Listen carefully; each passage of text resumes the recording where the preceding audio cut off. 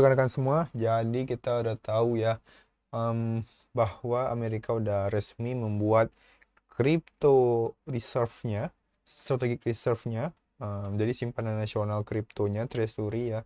Jadi sama kayak gold, emas yang disimpan juga di Fort Knox ya, sebagai treasury. Dan sekarang sejarah terbentuk ketika secara resmi negara adik kuasa Amerika membuat strategic reserve untuk Bitcoin yang dicap sebagai digital gold oleh White House sendiri ya, dan nggak akan dijual kan, itu sebagai treasury gitu.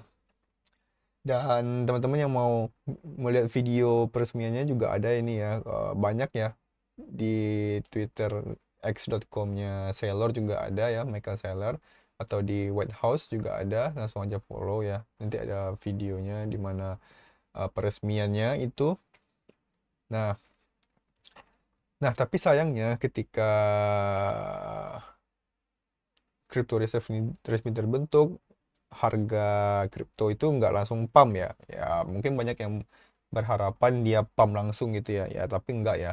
Karena apa? Mungkin salah satunya ya, orang bilang itu cuma rename dari sitaan dari Silk Road, terus di rename ke Strategic Reserve-nya Amerika. Tapi nggak ada pembelian rutin gitu, yang dipakai-pakai APBN gitu ya. Dan mungkin juga, tapi si Trumpnya, catatannya ya, mereka tetap ada planning untuk menambah tapi nggak pakai APBN, nggak pakai uang pajak ya, tapi pakai mungkin netral budget dari budget-budget lain selain pajak atau APBN lah, itu intinya ya gitu. Itu yang mungkin membuat kripto nggak langsung ngepam ya, tapi positifnya tentunya harganya, si kriptonya itu mencetak sejarah ya, dan itu sudah secara legal, secara resmi negara dikuasa membentuk strategic reserve dalam bentuk kripto, terutama Bitcoin ya, dan itu pastinya menjadi eh, stempel besar bahwa memang Bitcoin itu adalah aset kelas dunia yang memang legit ya, dan no scam-scam ya. Kata-kata orang yang belum pernah belajar tentang kripto yang bilang scam ya, coba deh. Ini negara adik kuasa loh, apalagi orang Indonesia ya, cuman main lokal, terus dia bilang itu Bitcoin scam, padahal dia tuh cuman debu ya kalau dibanding dengan negara adik kuasa atau presidennya negara adik kuasa ya, semacam itulah ya intinya. Jadi intinya udah resmi, perusahaan manajer investasi, bahkan negara yang negara adik kuasa ya, yang mungkin negara, ya kan tahu ya, Amerika ya, udah resmi menyimpan Bitcoin sebagai aset nasional. Udah, itu ya poinnya ya. Dan tentunya nanti bakal ada efek bola saljunya. Mungkin negara lain pasti bakal ngikut-ngikut ya. Terus mungkin ke depannya ya wajar aja, mungkin biar nggak terlalu gejolak nih, mungkin ada yang protes ya, bikin sedikit reserve Bitcoin, mungkin Trumpnya agak sedikit lambat dulu, nggak mau membeli pakai uang APBN, uang pajak gitu ya. Yang penting ada reserve-nya dulu, ya mungkin ke depannya bakal berubah lagi, bisa aja, nggak ada yang tahu ya, gitu. Dan kita lihat ya memang harga Bitcoin lagi terkoreksi ya, dan secara teknikal ini ada susah banget ya. Jadi di sini ada strong trendnya di sini, strong trend line.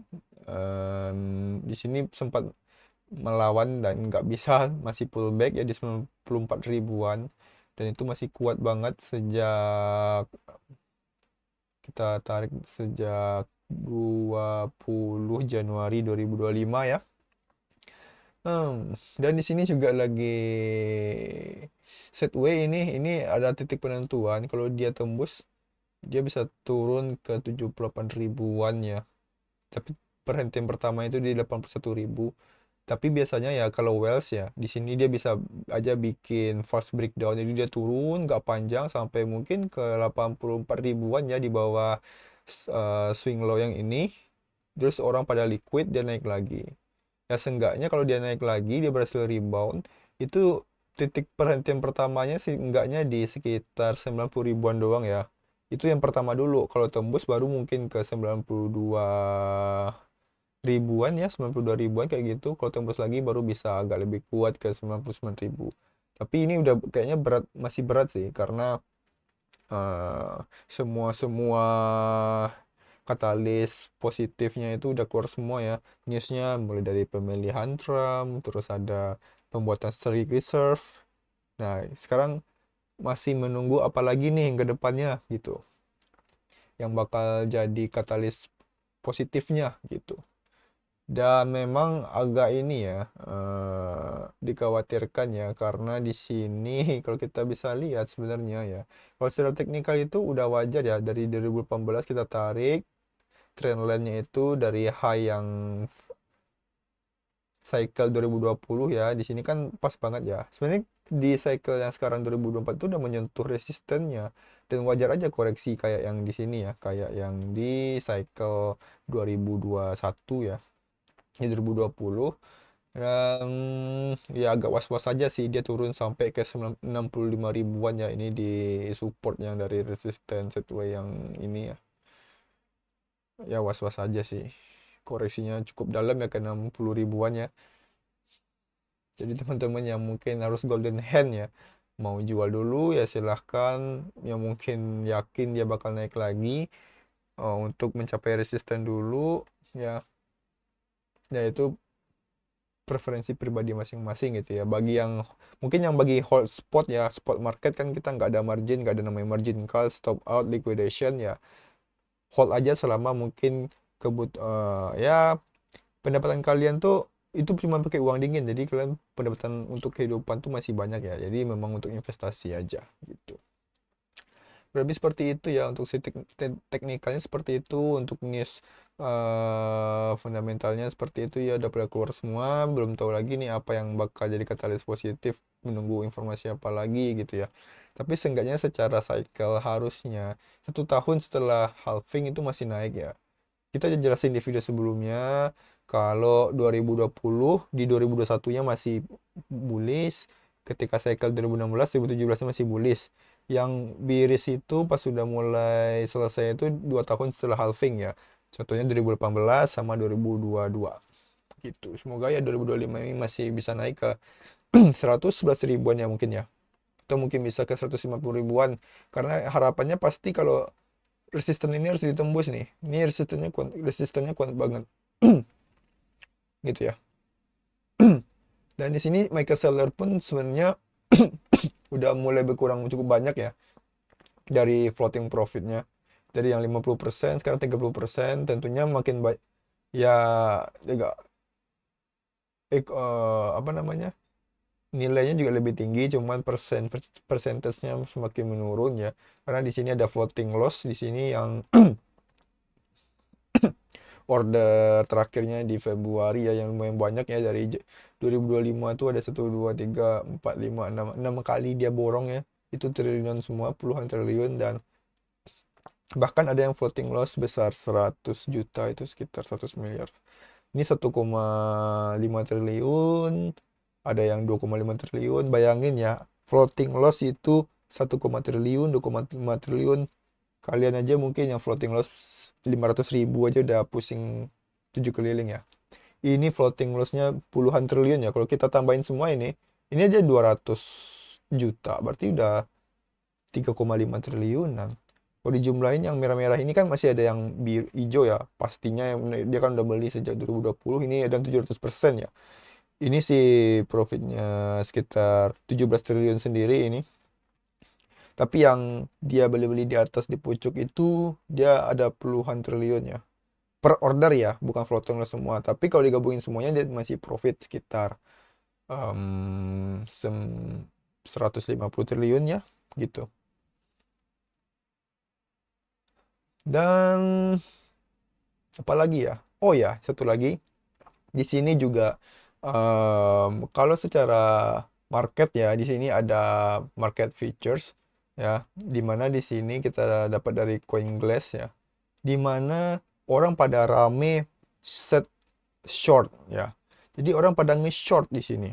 Nge-short maksudnya kalau turun dia profit ya. Jadi dia ketika harga naik dia bakal likuidasi. Di sini kita bisa lihat em, yang semakin dia terang ini berarti semakin banyak posisi liquidation.